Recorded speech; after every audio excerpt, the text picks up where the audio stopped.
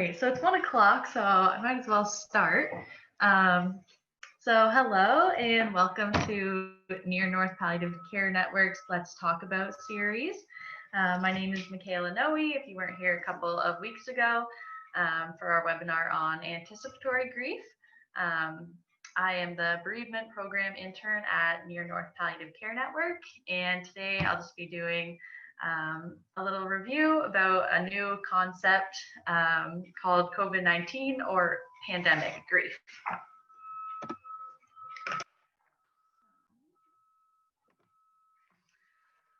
Right. So there's no set definition of what pandemic grief and loss is, but basically it's the losses associated with the pandemic that cause us to have grief reactions. So various losses that aren't necessarily related to losing someone to COVID-19, although we know many people have had those losses.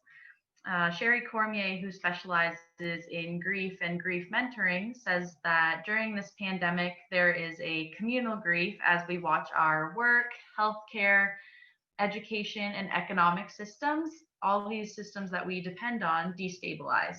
So even if we haven't lost something concrete like a job or a loved one due to COVID-19, there's still this sense of communal grief and loss.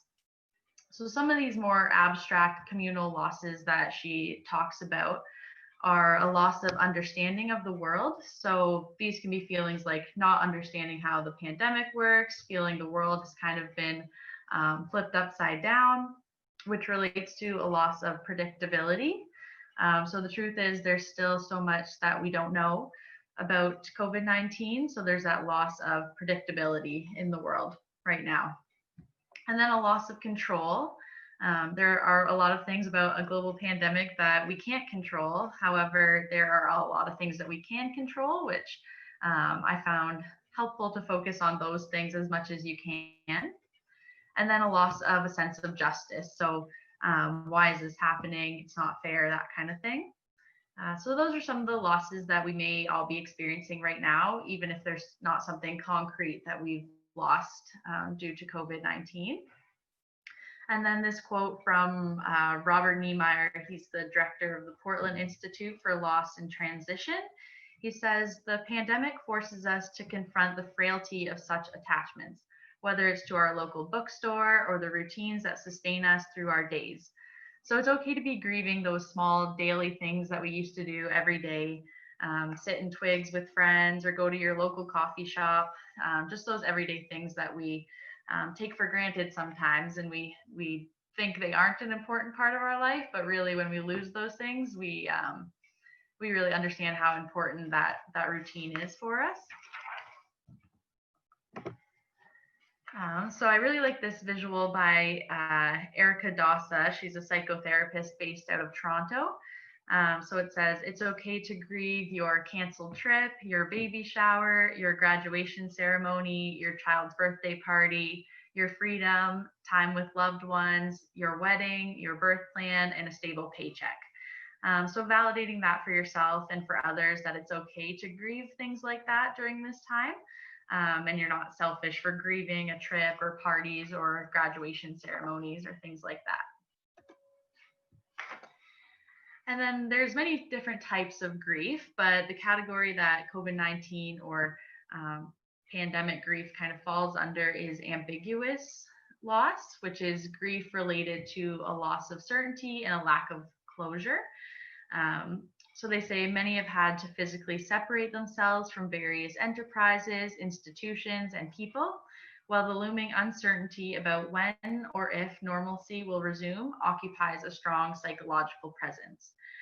So that's called ambiguous loss, and this can be very hard to deal with because it isn't concrete. So maybe you won't be able to pinpoint exactly what you're feeling loss over during this pandemic, but you still may be having those grief reactions.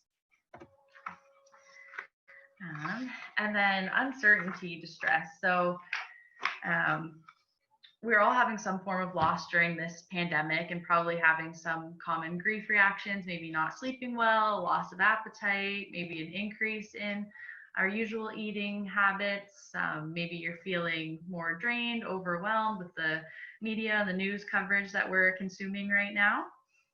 So there can be this uncertainty distress related to grief, which Friesen and colleagues describe as the unknownness.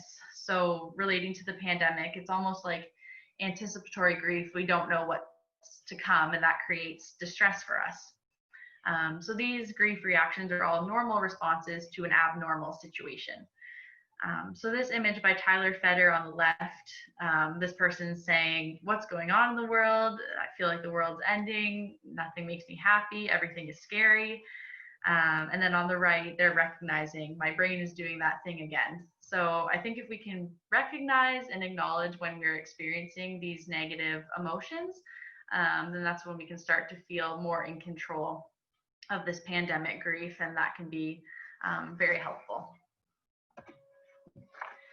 And then because this is an ongoing situation, our grief reactions are probably going to be ongoing as well. So how we want grief to work, very linear, we go through stages, we're good. But then how grief works, it shows on the right-hand side, definitely a lot more messy. So learning to accept that and sit in the messiness is a big part of dealing with the losses that you might be experiencing right now. So similar to the course of this pandemic as well, we want it to be linear, we social distance, wash our hands, wear a mask, a vaccine will be created, and then the pandemic will be over. But in reality, it looks a little messier than we would like.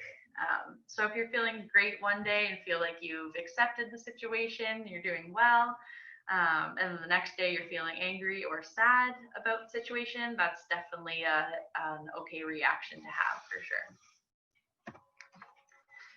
And then talking about grief and resilience. So despite the grief that we might be feeling and experiencing during this pandemic, we all have resilience and the ability to develop resilience. So I think in some way we've all grown and developed a new skill during this time. I know I've definitely had to be more adaptive and creative, but everyone has a definition of resilience that resonates best with them. For me, I describe it as the ability to bounce back and move forward with new strengths and skills after an adverse or tough situation. So we all have resilience and the ability to build it, as I said. So some of the ways that we can develop resilience and adapt to this pandemic. So it's different for everyone. For some folks, it can be exercising, talking about your frustrations, about the various losses that you're experiencing right now. FaceTiming with your family. Everyone has a different way to take care of themselves. Dr. Karen Abrell created this chart called the 6 G's of quarantining, which includes grieving, grace for ourselves and for others, grit and growth, which is kind of like our resilience, grounded, so finding things that help you to feel grounded, which can be different for everyone.